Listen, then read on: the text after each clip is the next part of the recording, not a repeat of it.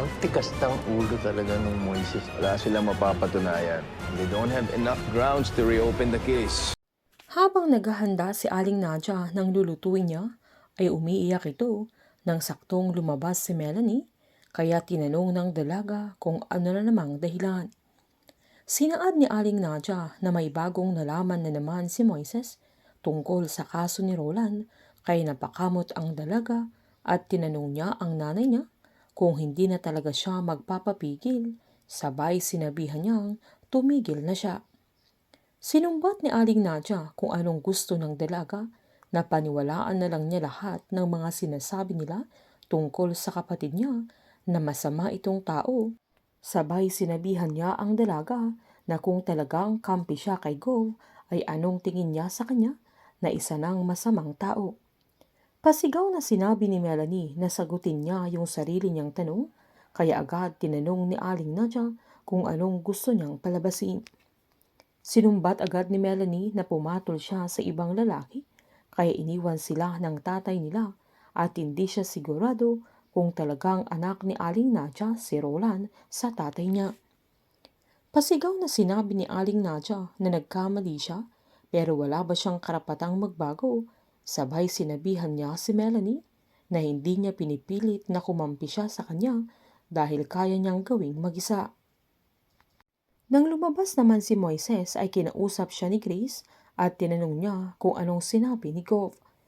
Nagbalusot naman si Moises at giniit niyang binati lang siya ni Gov, kaya nasiyahan naman ang ate niya nang saktong namang lumabas si Governor at Mercedes, kaya pinagmasdan muna sila ni Rafael bago sumakay sa sasakyan.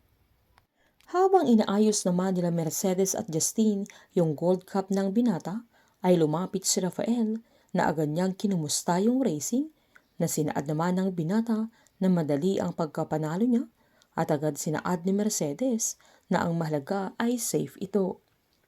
Giniit ni Rafael na nakausap na niya si Moises at binili niyang tumigil na siya, kaya tinanong ni Justine kung sa tingin ng daddy niya ay makikinig ang binata sa kanya, na agad namang sinaad ni Rafael na siya na ang unang makakaalam, sabay sinabihan niya ang anak niya na siya na ang hawak sa bagay na yun, na agad namang tinanong ng binata kung wala nang tiwala si Rafael sa kanya. Giniit ni Mercedes na tama ang daddy niya na kailangan na lang niyang mag-focus sa mga activities ng GSX. Galit na sinumbat ni Justine sa mami niya na wag niyang didiktahan kung anong gagawin niya, kaya umalma si Rafael at sinita niya ang anak niya kung bakit ganun niya kausapin si Mercedes, lalo't nag-aalala lang siya sa kanya, kaya agad namang nagsorry ang binata na wala silang kalam-alam na may pinaghuhugutan si Justine. Habang sa pag-uwi naman ni Moises ay pinapanood niya yung video ni Roland nang saktong pumasok si Grace at sinita niya ang tatay nila kung bakit niya hinahati yung gamot niya. Nisanabihan niya ang tigas ng ulo nito na paano siya gagaling kung ginagawa niya ang bagay na yun, na agad namang tinanong ni Mang Esto kung ayaw ba ni Grace ang ginagawa niya, lalo't makakatipid sila. Sinabihan ng dalaga na mas marunong na naman ang tatay niya kesa sa doktor. Agad namang tinanong ng tatay nila kung saan siya makikinig, kung sa doktor o sa pitaka nila na nagmamakaawa na. Dahil dito ay agad naalala ni Moises yung pera na binigay ni Rafael sa kanya. Habang pinatira na ni Eleazar si Danica sa bahay niya, na agad namang nagpasalamat ang dalaga.